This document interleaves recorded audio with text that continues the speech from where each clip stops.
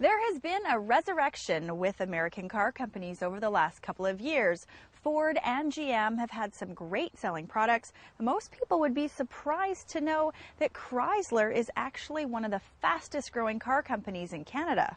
They've had a lot of success because they've refreshed so many of their vehicles. They actually use that in their advertising, Canada's newest showroom. They've had lots of traction with their new minivan. They've got that new Fiat 500 that's so cute, and the Grand Cherokee from Jeep has been a runaway hit. On the Dodge side, there's so much to talk about, but today we're talking about their new take on the full-size crossover, the Durango. It's back.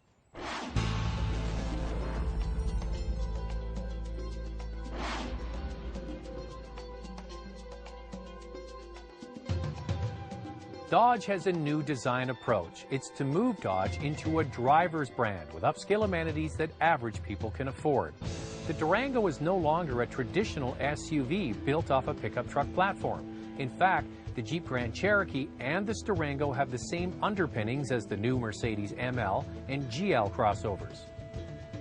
This crossover-based platform gives the designers an ability to create a vehicle that's aggressive, low to the ground, has a bold stance, and still has a car-like driving attitude. The Dodge signature crosshaired front grille is very prominent, as is the sloping front nose. This top-of-the-line Citadel model also comes with some extra chrome. Another target was to make all of the trim levels look first-rate. Whether it's the base V6 or the top Citadel model shown here, all have a meaty, substantial look. The most important updates to all the new Chrysler family vehicles over the last year or so has been on the interior, because they were hammered for their interior design and materials, and justifiably so, because they were addicted to cheap, hard, and ill-fitting plastic panels, but not anymore. The new design approach is to make all the parts of the interior that the driver and passengers touch as soft and smooth as possible. This, along with an attractive design, makes the interior feel more upscale and satisfying to use. The Durango, even on the base model, is finished with a high level of content, from an available 3 rows of seats, Bluetooth and USB connectivity, tilt and telescopic steering, and large, comfortable seats. The second row of seats has a tumble forward feature that allows easy access to the third row. The Durango starts at just under $38,000 with 5 seats or no-charge 7 seats, and tops out with this Citadel model at just under $50,000. The closest competitor to this Durango is the all-new Ford Explorer, also with standard 3-row seating. It starts at $31,000 for a V6 all-wheel drive model. The Durango does come with more standard equipment, but on the surface, the Ford has a slight advantage. This top-of-the-line Citadel model also comes with 20-inch chrome-clad wheels, Napa leather seats, a backup camera, navigation, and a power liftgate, as well as some electrical updates that include a superb stereo. Now forget about everything you've thought about Durango in the past. This is a whole new beast.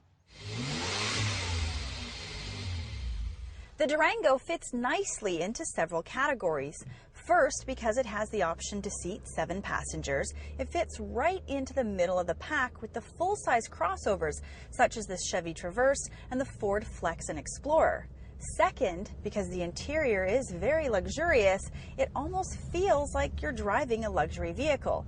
And third, and possibly the most important if you need a vehicle that tows, is how rugged it feels to actually tow a trailer. This is where the Durango sets itself apart. Even with the base 3.6-liter V6, the Durango can tow 6,200 pounds, and the 5.7-liter Hemi V8 up to 7,200 pounds. With this kind of towing capacity, the Durango competes with truck-based SUVs. The on-road manners of the Durango make it feel like a small, nimble vehicle. There's good feedback to the driver, and it has a very solid stance on the road. I remember when I first got behind the wheel of the Flex and the Explorer, and they both felt really big. Now, behind the wheel of the Durango, even though it is quite long and wide, it doesn't drive like it. Dodge has 2 engine choices in this Durango, but they've decided to go with a V6 and a V8, which is very different from the decisions Ford made for their engines in the new Explorer. The base engine is an all-new 3.6-liter V6, also used in the Grand Cherokee.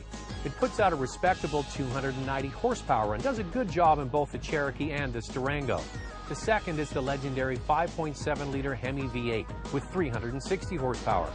Ford has got a V6, but their second engine is a turbo 4-cylinder called EcoBoost.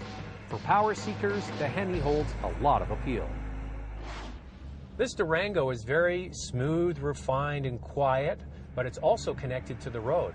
Why? Right back to the original point that this is based on the same platform as the Mercedes, ML, and Grand Cherokee from Jeep. That goes back to when Daimler and Chrysler were together. This will probably be one of their last partnerships. But this vehicle benefits from all that German goodness. And the thing is, if you like the Grand Cherokee, but you need a little more space at that third row of seats, this vehicle offers all of that and all of the same refinement. The only difference is the Grand Cherokee has the adjustable air suspension and this Durango isn't offered. But the reality is most people aren't even going to use that system.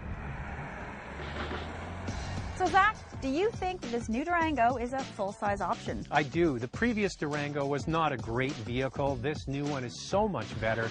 Here's my list of things I like, then I'll get to the dislike in a moment. I like the size, plenty of room for people on the inside. It drives very nicely, and the interior finish is so much better than anything we've seen in a Durango before. Also, it feels like a quality ride. When you're driving down the road, it conveys quality back to you. And don't discount that V6 engine. It offers a very nice balance of get up and go for average commuting and good fuel economy. And I like the simplicity of the interior, Lacey, because it's not overwhelmed with electronic gadgets. On the downside, the only thing for me is the starting price. It starts around $38,000, which will exclude a lot of people from buying a Durango. When you look at the Explorer, you can get into one of those for about $8,000 less. What do you think about it? Well, the first thing that really stands out for me is that it comfortably seats 7 passengers, yet it doesn't drive or feel like a large vehicle. It's still very nimble. It's got an incredibly smooth, almost luxurious ride. And yes, the starting price is a little bit more, but you do have a long list of standard features. On the downside, I was really surprised. I actually really like this Durango. The steering feel just was a little bit heavier than I would like.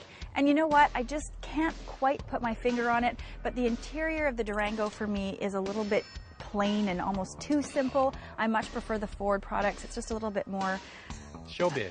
Showbiz, I don't know. Well, the funny thing about Ford with the My Ford Touch and that highly advanced communication system they have is they were nailed by J.D. Power and Associates because so many people found it confusing. It didn't work as advertised, and that's one of the reasons why I like this one. I'm kind of opposite to you. I like the simplicity, but the other thing about this particular Durango we have here, you change the color on this Durango, and it does give you a little bit more wow factor on the inside. So if you're in the market, it's definitely worth taking for a test drive. Try them both.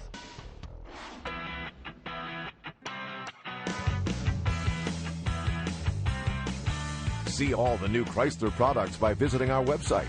It's at drivingtelevision.com.